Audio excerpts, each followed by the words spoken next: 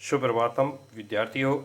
Mohan sir की class में आपका फिर से स्वागत है।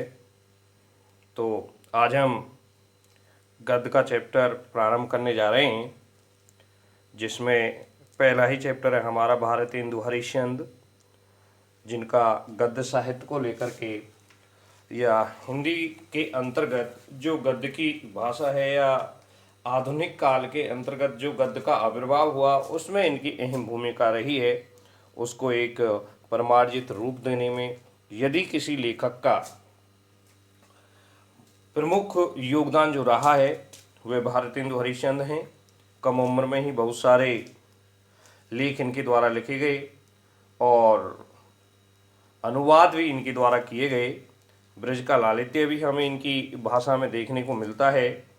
तो देखिए, भारतेंदु हरिश्चंद्र का जन्म सन 1850 ईस्वी में काशी के एक प्रतिष्ठित और धनी परिवार में हुआ था। इनके पिता श्री गोपाल चंद्र भी हिंदी के अच्छे कवि थे। जो इनके पिताजी थे वे भी एक अच्छे धनी परिवार से संबंध रखते थे और एक प्रतिष्ठित परिवार था इनका, और एक अच्छे कवि भी हुआ करते थे। कवि थे। भारतेंदु जी के बाल्यकाल में ही इनके पिता का आकस्मिक देहावसान हो गया। कम उम्र में ही पिताजी की मृत्यु हो गई और घर का पूरा जो कार्यभार था वो इनके सिर पर आ गया। और जो अचल संपत्ति थी उस अचल संपत्ति के भी ये अकेले ही उत्तराधिकारी रह गए। देहावसान हो गया और वे उस विपुल संपत्ति के एकमात्र उत्तराधिकारी रह गए। उन्होंने अपनी संपत्ति लोक सेवा और साहित्य सेवा के कार्यों में लगा दी। जितनी भी संपत्ति इनको अपने पिता के या अपने जो पैतृक संपत्ति थी, अपनी समस्त पैतृक संपत्ति को इन्होंने लोक सेवा में और साहित्य सेवा में लगा दिया। इनके द्वारा स्थापित किया हुआ हाई स्कूल अब बनारस में हरिश्चंद्र कॉलेज के नाम से चल रहा है। भारतेंदु जी जन्म से ही कुशाग्र बुद्धि और प्रतिभाशाली थे। कविता करने का शौक भी उन्हें बचपन से ही था। बाल्यकाल से ही उन्होंने कविता करना प्रारंभ कर दिया और इन्होंने मात्र 16 वर्ष की आयु में ही ग्रंथ रचना प्रारंभ कर दी। लगभग 35 वर्ष की आयु में ही सन 1885 ईस्वी में इनका स्वर्गवास हो गया। देखिए, भारतेंदु हरिश्चंद्र 1850 ईस्वी में जन्म और 1885 ईस्वी में इनका देहावसान है। इस स्थिति में इनके द्वारा हिंदी के लिए जो प्रमुख कार्य किए गए, सबसे बड़ा था वर्तमान हिंदी गद्य का प्रवर्तक या वर्तमान हिंदी गद्य का स्वच्छ रूप जो ला करके देने का कार्य किया गया वह भारतेंदु हरिश्चंद्र के द्वारा किया गया। इन्हें आगे लिखा भी है कि भारतेंदु जी को वर्तमान हिंदी गद्य का प्रवर्तक माना जाता है। जो स्वरूप आज हम हिंदी भाषा का देख रहे हैं उस स्वरूप में प्रमुख योगदान भारतेंदु जी का रहा माना जाता है। भाषा एवं साहित्य दोनों पर उनका स्थायी प्रभाव पड़ा है। उन्होंने गद्य की भाषा को परिमार्जित कर उसे मधुर और स्वच्छ बनाया।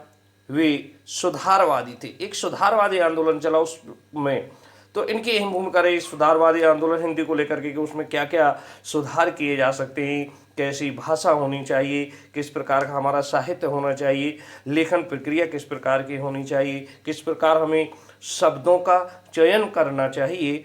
इन सारी चीज़ों को लेकर के बड़े सजग रहे। तो एक तरह के ये सुधारवादी थे हिंदी को लेकर के इन्होंने बहुत बड़े बड़े सुधार करने का कार्य भी किया है। प्राचीन और नवीन का सामंजस्य भारतेंदु जी की सबसे बड़ी विशेषता रही। देखिए, प्राचीन जो भाषा आ रही थी ब्रज भाषा जिसे हम कहते हैं, और वर्तमान में खड़ी बोली अपना वर्चस्व धीरे धीरे दिखाने लगी। दूसरी स्थिति, संस्कृत के शब्द जो तत्सम शब्द थे उनको और तद्भव शब्द उनको, उसके साथ साथ ब्रज भाषा में आने वाले जो अपने उर्दू भाषा के शब्द थे या फिर विभिन्न प्रकार की अन्य भाषाओं से आने वाले जो हिंदी के विदेशी शब्दों के अंतर्गत आने वाले शब्द हैं उनका चयन करना, उन सभी का प्रयोग करना और उनको एक साथ एक नए रूप में प्रस्तुत करना इनका प्रमुख कार्य रहा। इन्होंने वैसे तो तद्भव शब्दों को ज़्यादा अहमियत दी है इनके साहित्य में। तद्भव शब्द ही हमें ज़्यादातर देखने को मिलते हैं, लेकिन अन्य भाषाओं की जो व्यंग्यात्मक जो शैली इनके द्वारा अपनाई गई, उस व्यंग्यात्मक शैली को परिपक्व करने के लिए जिस प्रकार के शब्द की इनको आवश्यकता दिखाई दी, उस शब्द का इन्होंने चयन किया, उस शब्द का प्रयोग इन्होंने अपने साहित्य में किया। ये किसी एक बंधी बंधाई परिपाटी को लेकर के भी आगे नहीं चले, बल्कि इनके नाटक प्रसिद्ध भी हुए हैं, निबंध भी, जो मौलिक निबंध हैं वो भी इनके द्वारा प्रसिद्ध हैं। अनुदित जो इनकी रचनाएं हैं, अनुदित कहा जाता है किसी अन्य भाषा को हिंदी भाषा में अपनी भाषा में लिख देना ही।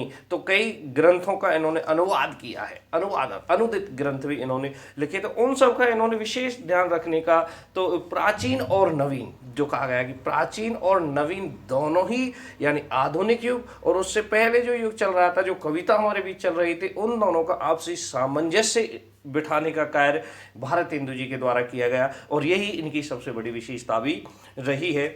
आगे लिखें कि आप इनकी भाषा में संस्कृत के तद्भव शब्द ही बहुतायत में मिलते हैं। देखिए, इन्होंने संस्कृत के तद्भव शब्दों को ही महत्वपूर्ण स्थान दिया है। तद्भव शब्द ही इनकी भाषा में सर्वाधिक देखने को मिलते हैं, प्रयोग हुआ है। लोकोक्ति और मुहावरों के प्रयोग से इनकी भाषा में लालित्य आ गया है। जो कलात्मक सौंदर्य होता है, जो व्यंग्यात्मक सौंदर्य होता है, वह सौंदर्य इनकी रचनाओं में हमें देखने को मिलता है। और उसका कारण कि उचित हास्य, व्यंग, लोकोक्तियों का प्रयोग करना, क्योंकि लोकोक्ति और मुहावरे तो वैसे भी गागर में सागर भरने का कार्य करते हैं, और उनका चयन भी इनके द्वारा किया गया। उनके माध्यम से अपने व्यंग्य को पुष्ट करना, अपने व्यंग्य को पूरी तरह से अपने भावों के अनुसार प्रस्तुत करने का कार्य इन्होंने अपनी रचनाओं में किया। स्थान स्थान पर रोचकता बढ़ाने के लिए इन्होंने हास्य और व्यंग्य के प्रयोग भी इन्होंने बड़े अच्छे ढंग से कर दिए हैं। हास्य और व्यंग्य का प्रयोग भी इनके द्वारा किया गया है। इनकी देश सेवा और साहित्य सेवा, इनकी देश सेवा और साहित्य सेवा से प्रभावित हो उस युग की जनता ने इन्हें भारतेंदु की उपाधि से सुशोभित किया। देखिए, मुख्य नाम हरिश्चंद्र, लेकिन उस समय की जनता ने इनकी उन उपाधि को देख करके इनको भारतेंदु राम से संबोधित किया, इन्हें भारतेंदु कह करके पुकारा, सुशोभित किया। भारतेंदु जी ने कुल मिलाकर 175 ग्रंथों की रचना की, जिनमें बहुत से केवल अनुवाद ही हैं। इनके द्वारा लिखे गए नाटकों का हिंदी संसार में बड़ा आदर है। यह हिंदी संसार में बड़े आदर व सम्मान के साथ इनकी रचनाएं देखी जाती हैं। और व्यंग्यात्मक रूप में इनके द्वारा लिखे गए जो निबंध हैं, उनमें जैसे, या जो नाटक हैं, उनमें देखिए वेद की हिंसा न भवति, और दूसरी जो रचना है वह है कपूर मंजरी, तीसरी रचना सत्य हरिश्चंद्र, चौथी जो रचना है वह है चंद्रावली नाटिका, पांचवा जो रचना है वह है भारत दुर्दशा, फिर अंधेर नगरी, नील देवी, मुद्रा राक्षस, पाखंड, अखंड विडंबन, धनंजय विजय, भारत जननी और दुर्लभ बंधु। ये इनकी लगभग व्यंग्यात्मक रूप में लिखे हुए नाटक हैं, लेकिन ये बहुत कम रचनाएं यहाँ पर आपको दी गई है। पहले ही बता दिया गया है कि इनके द्वारा लगभग 175 ग्रंथों की रचना की गई है।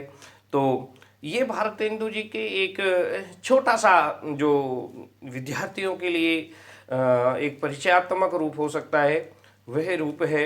इन्होंने गद्य और पद्य को मिलाकर के भी विभिन्न प्रकार के जो पहेलियाँ बुझाने का वह कार्य होता है, विभिन्न प्रकार की जो छोटे छोटे टुकड़ों में बटा हुआ साहित्य था, उसमें भी अपना अहम योगदान निभाने का कार्य इनके द्वारा किया गया। हिंदी के पक्के हिमायती के रूप में रहे हैं, और महत्वपूर्ण स्थान भी हिंदी को दिलाने में इनका प्रमुख योगदान रहा है। और जैसा कि पहले बताया गया है कि भारतेंदु जी ने नवीन और प्राचीन दोनों का सामंजस्य बिठाया है। दोनों युगों के बीच की कड़ी के रूप में देखे जा सकते हैं, जिसे एक संक्रमण काल के नाम, संक्रमण समय भी कहा जाता है कि एक पुराने युग के बाद जब नए युग का प्रारंभ होता है, तो उनके जो बीच का काल होता है, उसमें जो संक्रमण होता है, उसमें जो भाषाओं का उतार चढ़ाव होता है, पीढ़ियों में आपसी जो मतभेद उत्पन्न होता है या आपसे जो गैप जिसे हम बोल देते हैं या जो थोड़ा भेद होता है वो उत्पन्न होता है, उन दोनों के बीच में सामंजस्य की कड़ी बैठाना अपने आप में एक बहुत बड़ा महानता का कार्य होता है। तो वह कार्य भी इनकी इस साहित्य में हमें स्पष्ट रूप से देखने को मिलता है या देखा जा सकता है। इसी स्थिति में इनका एक रचना है हमारे, उसमें एक अद्भुत अपूर्व स्वप्न, और उस अद्भुत अपूर्व स्वप्न में इन्होंने भारत की उस स्थिति का वर्णन किया है जब भारतीय काव्य में या जब भारतीय साहित्य में हमें जो शिक्षा को लेकर के बड़ा उतार चढ़ाव चल रहा था। अंग्रेजों की वह नीति कि फूट डालो राज करो, उसके बाद भारतीय व्यक्तियों को सिर्फ इतनी ही शिक्षा दीजिए कि जितना ये व्यक्ति हमारे मानसिक रूप से गुलाम बन जाएं। और उस समय के जो विद्वान या विचारक थे वो भी उनकी लय में लय बिठा रहे थे। एक तरह का भारत की जो स्थिति थी, भारत की जो संस्कृति थी, भारत की जो परंपराएं थी, वह पूरी परंपराएं एक तरह से हमें खंडित होती हुई दिखाई देती थी। तो उसी बीच में भारतेंदु जी ने ये अपना एक अद्भुत अपूर्व स्वप्न जो निबंध है वो लिखा, और इस निबंध में उन्होंने व्यंग्यात्मक रूप से उस समय की तत्कालीन जो शिक्षा है उस तत्कालीन शिक्षा पर व्यंग्य करने का कार्य इनके द्वारा किया गया, या तत्कालीन शिक्षा पर इन्होंने बड़ा अच्छा व्यंग्य किया है। देखिए, एक अद्भुत अपूर्व स्वप्न निबंध में भारतेंदु हरिश्चंद्र ने अपनी विनोद प्रिय प्रकृति का परिचय देते हुए तत्कालीन समाज पर, उस समय के समाज पर व्यंग्य किया है। उस समय हमारा समाज धर्मांधता, स्वार्थपरता तथा अंग्रेजी शासन की अत्याचारपूर्ण नीति से जर्जरित हो गया था कि अंग्रेजों ने किस प्रकार का अत्याचार हमारी जनता पर किया।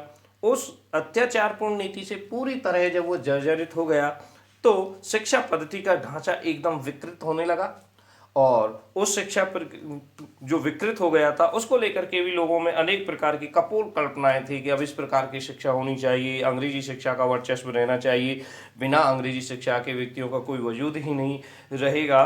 और इस शिक्षा को लेकर के क्षेत्र के बारे में अनेक कपोल कल्पनाएं भी लोगों के द्वारा की जाती। कुछ सामाजिक चेतना वाले व्यक्ति देश में शिक्षा का प्रचार प्रसार करना चाहते थे, जिनमें सामाजिक चेतना थी, जो समाज का भला चाहते थे, वे एक अच्छी तरह से एक शिक्षा का प्रचार प्रसार भी यहाँ करना चाहते थे, परंतु उनमें कर्मठता का सर्वथा अभाव ही देखने को मिला। वो कर्मठता नहीं थी, सिर्फ कथनी और करनी में अंतर था। सिर्फ कहते थे, कर्म उनके द्वारा किसी भी प्रकार के नहीं किए जाते थे। तो ऐसी स्थिति में एक सुधार लाना बहुत सरल कार्य नहीं था, परंतु उनमें कर्मठता का सर्वाव अभाव था और कोरे सपने देखने की परंपरा थी। एक कोरे स्वप्न देखना, कोरे स्वप्न उनके द्वारा देखे गए। भारतेंदु ने प्रमुख निबंध में ऐसे लोगों के आचरण तथा समाज दुर्दशा पर करारा व्यंग्य करने का कार्य किया है, या उसी को व्यंग्यात्मक रूप में इनके द्वारा प्रकट करने का कार्य किया गया है कि किस प्रकार उन्होंने अपनी व्यंग्यात्मक शैली में, दूसरी इनकी विनोद प्रियता शैली हमें देखने को मिलती है। यानी भारतेंदु जी के जो निबंध हैं वे उसी रूप में हमें देखने को मिलते हैं। इनके द्वारा कवि वचन सुधा, हरिश्चंद्र मैगजीन आदि का संपादन कार्य भी इनके द्वारा किया गया है। पत्रिकाओं का संपादन भी इन्होंने किया है। विभिन्न पत्र भी इनकी देखरेख में प्रकाशित हुए हैं, और ये विनोद प्रिय प्रवृत्ति का एक प्रतिनिधि उदाहरण इन्होंने इस निबंध के माध्यम से प्रस्तुत किया है या प्रस्तुत करने का ये कार्य करते हैं। तो आज हमारे इस चैप्टर में जो इनका जो ये चैप्टर है वह समाप्त होता है, और कल हम इसका जो निबंध है उस निबंध के संबंध में अपना एक नया वीडियो आएगा जिसमें हम उसके चैप्टर को पूरा अध्ययन करके बताएंगे कि उस के अंतर्गत इन्होंने किस प्रकार अपनी लेखन कला के व्यंग्यात्मक रूप में उस शिक्षा नीति पर प्रहार किया है। तो आप ज़्यादा से ज़्यादा हमारे चैनल को देखें, सब्सक्राइब करें, लाइक करें, कमेंट करें। धन्यवाद।